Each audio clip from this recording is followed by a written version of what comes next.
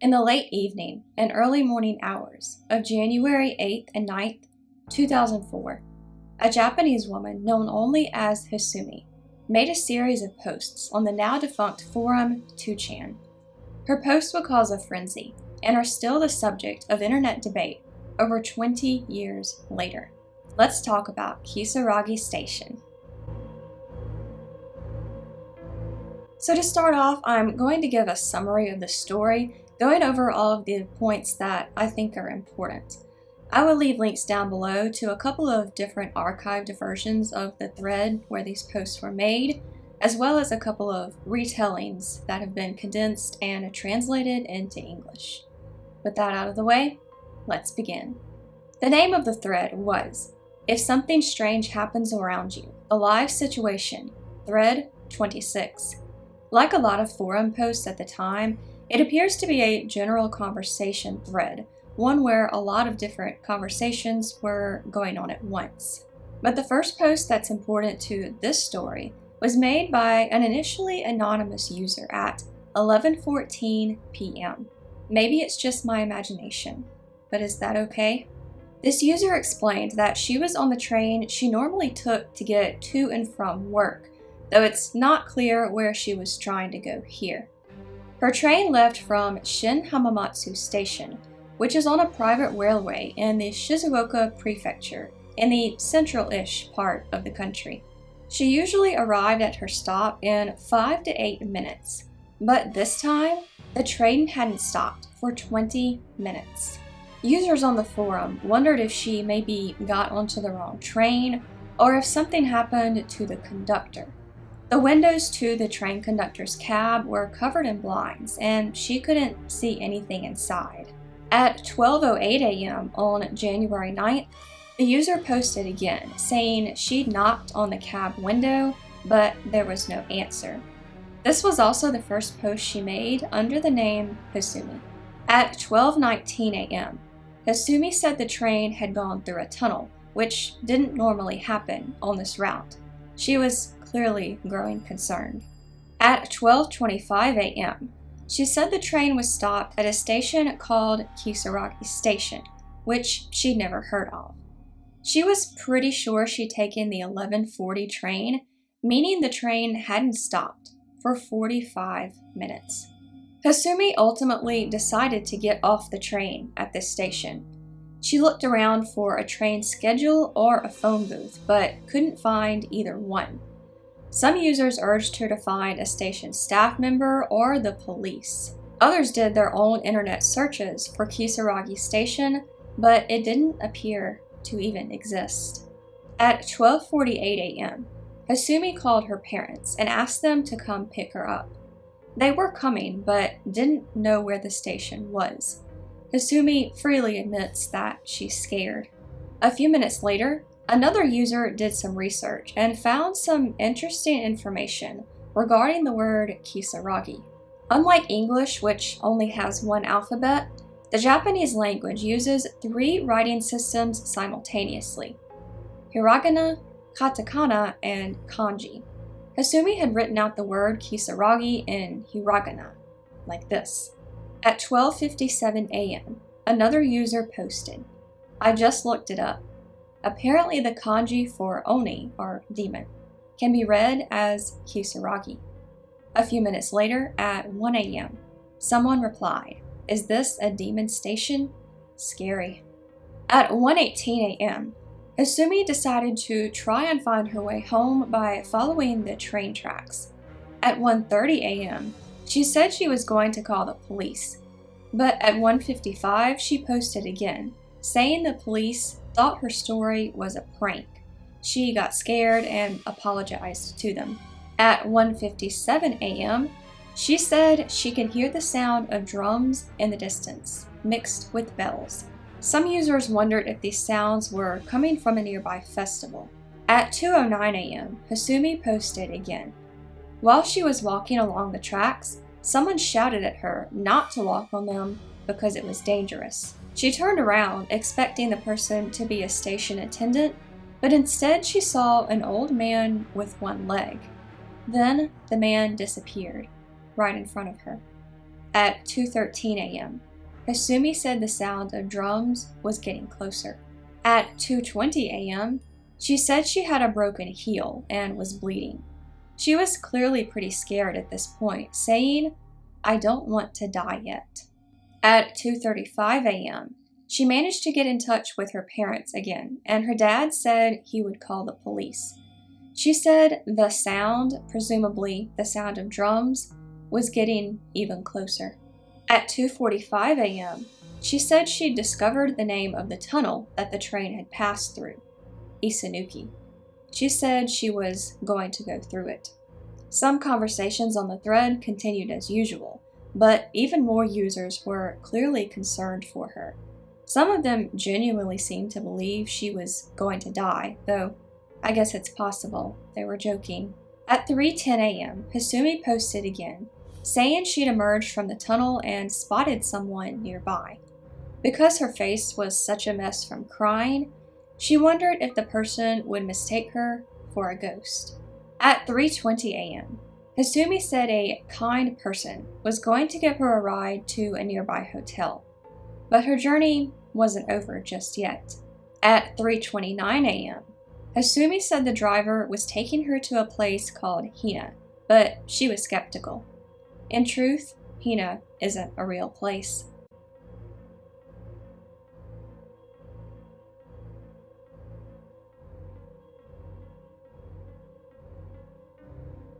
At 3:37 a.m., Hasumi said they were headed for the nearby mountains. At this point, the mystery driver had become an increasing cause for concern, both for Hasumi and other users. Several people on the forum urged her to get out of the car. Hasumi's last post that evening was made at 3:44 a.m. It read, "My battery is almost dead. Something feels off, so I'm planning to escape when I get the chance. He's been muttering incomprehensible things to himself for a while now. Just in case, this will be my last post." Several users reached out to Hasumi via the boards after this, wanting to check and see if she was okay. But, true to her word, that was the last thing she posted, for a while at least. The reporting on Hasumi's return is mixed, to say the least. One source claimed she made more posts on the thread in 2011. Others said she wrote a blog entry. In each of these accounts, the story was similar. She claimed the driver stopped the car in front of a mysterious light, which she walked into. She then time-warped back into the real world, with no memory of the past 7 years. There are a few more posts on an archived version of the original thread. Hasumi does later return, apologizing for all the trouble she caused. She then says she ran away from the man and was caught, but that was the last post of hers I was able to find. It seems what truly happened to her is still a mystery. It's not clear when the story of these 2chan posts gained traction, but they did soon spread beyond Japan. A translated and condensed version appeared on the Creepypasta wiki in 2013. Users of other forums and social media sites posted similar stories and experiences. Sometimes they claimed they had visited Yami Station or Katasu Station, rumored to be the stations Kisaragi was between. In 2014, a Google Maps pin appeared to show the station at a pond on the campus of Tsukuba University, over 300 kilometers from Shin Hamamatsu Station, where Hasumi said her journey started. The pin was later either removed or unlabeled, and the whole thing is now largely thought to be a joke. Now when you search for Kisaragi Station on Google Maps, you're led to Saginomiya Station, which we'll talk more about in a minute. In 2022, Inshu Railway, which operates Saginomiya Station, released a limited edition ticket showing the buyer's destination from Shin Hamamatsu Station to Kisaragi Station. The response was so big, they had to limit the number of tickets they could sell. Later that year, a movie called Kisaragi Station was released. The story followed a university student writing her graduation thesis on the legend, similar to the plot of Candyman from the early 90s. A sequel was released in 2025. So, what on earth happened here? Did a Japanese woman really stumble into a train station that didn't exist? And if so, what really happened to her? Let's talk theories and speculation. Over the years, there has been some speculation about the aforementioned Saginomiya Station, which I'm really trying to pronounce correctly, but I'm not sure I'm getting it. Saginomiya is roughly a 15-minute ride from Shin Hamamatsu Station, where Hasumi's journey started. It's also relatively quiet, with not much else around, just like Kisaragi. Did Hasumi get off at the wrong station and, tired from the late hour and scared by her unfamiliar surroundings, mistake it for something else? And if so, how does that explain everything else that happened to her? Over the years, several theories have emerged, including that Kisaragi Station is a portal to another dimension or even a train to hell. Some people have noted that Isanuki, the tunnel Hasumi passed through, could be a reference to Izanagi and Izanami, two Japanese deities believed to be the creators of both creation and death. However, the most widely accepted theory is that the whole story of Kisaragi Station is a work of fiction. Hasumi, whoever she really is, simply made the whole thing up, maybe as a creative writing exercise. If this is true, I have to say to Hasumi, from one writer to another, well done. For starters, the idea to write this story as a series of message board posts is pretty clever. It gave the story a sense of interactivity and realism. It also utilized message boards, a medium that a lot of people didn't think much about in 2004, at least not in the context of publishing fiction. The story is also well-paced. As you read along, you can see the gradual buildup of tension and dread that so many good horror stories have. Hasumi's dialogue feels natural, and you can clearly see her demeanor going from concern to terror. If I read this as a horror short story in Kindle Unlimited, I give it 5 stars. So all of this leads me to my next question, the one I ask about every urban legend I cover on this channel. Why did the story take off, and why is it still so popular so many years later? I'm going to go over 6 reasons I think Kisaragi Station had such an impact. The first reason is that, like a lot of good horror stories, it takes ordinary things and makes them scary. Train travel is something that millions of people do every day, both in Japan and around the world. It's a cheap and convenient way to get almost anywhere that you could want or need to go, all without worrying about the added costs and maintenance that come along with owning a car. Hasumi's journey on the evening of January 8, 2004, started as a seemingly normal one. If she were a real person, she couldn't have had any idea that this trip she'd taken hundreds, if not thousands of times, would go so wrong. The story also taps into our fear of late-night travel.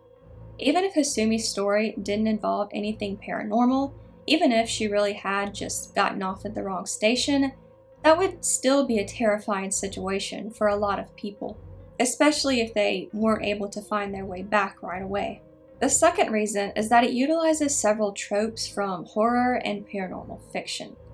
A young woman, traveling alone late at night, arriving in a place she's unfamiliar with that doesn't even appear to exist. Unable to find her way out, she's trapped in a place that is vaguely familiar but largely alien. She accepts a ride from a stranger who seems nice at first, but whose behavior grows increasingly concerning. And she has others telling her what to do, but she doesn't listen, which ultimately seems to contribute to her downfall. The one-legged old man could be a paranormal figure, a guide of sorts, warning the protagonist of impending danger. Or, as the site TVI.show puts it, his appearance might suggest the protagonist has crossed into a realm where normal human rules and behaviors no longer apply. The third reason is that the story taps into certain cultural fears. I should start this one with a disclaimer. I'm not Japanese, and most of what I know about Japanese culture has come from articles and social media. So I'm not going to have the same insight into it that some people would, but if you have anything else to add, as always, feel free to leave it in the comments. The first cultural fear is train accidents. According to the Japan Transport Safety Board, the country has seen over 350 of them since 2001. Suicide by train is also an often talked about point. In some people's minds, trains may not represent easy travel, but tragedy. The other cultural fear is Japan's work culture. Remember, Hisumi was on the train she usually took to get to and from work, but she never explicitly stated where she was going that night. Is it possible that she was leaving work after an extremely late night at the office, a night so late that she wouldn't have gotten home until after midnight? I've heard all sorts of things over the years about Japan's work culture. It seems to be becoming more and more normal to work longer and longer hours, often to the detriment of one's health. This is also becoming a problem here in the United States, though I'm not sure how the two compare. Did a protagonist, possibly working these late hours, tap into some sort of fear, both in the East and the West? The fourth reason is just good timing. The modern format of posting in real time on a message board made it pretty easy to transfer the story to a creepypasta format, which is exactly what happened. I'm sure most of my viewers are familiar with creepypasta, but if you're not, creepypastas are modern short stories spread via the internet, in a similar way as old urban legends used to be told around a campfire. Creepypastas are often told in a format that's supposed to give them a sense of realism, framed as a police report, a diary entry, or a series of message board postings. Creepypastas got really big in the late 2000s, so not too long after Hisumi made her infamous 2chan posts. It was probably easy to turn these posts into somewhat of a scary short story, which obviously was what was eventually done. This is how I first heard the story several years ago, and I'm sure it's the same for a lot of other people.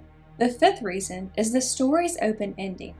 Despite Hisumi's later return to the thread, much of what happened to her is still largely unknown. This has allowed readers to fill in the metaphorical gaps and create even more lore for the story. This is similar to what happened with other creepypastas like Slenderman or Eyeless Jack.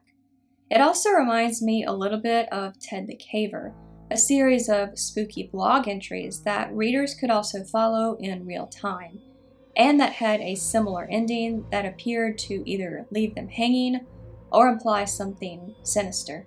The sixth reason is specifically the reason why I think it resonates even today, and that is its nostalgia factor.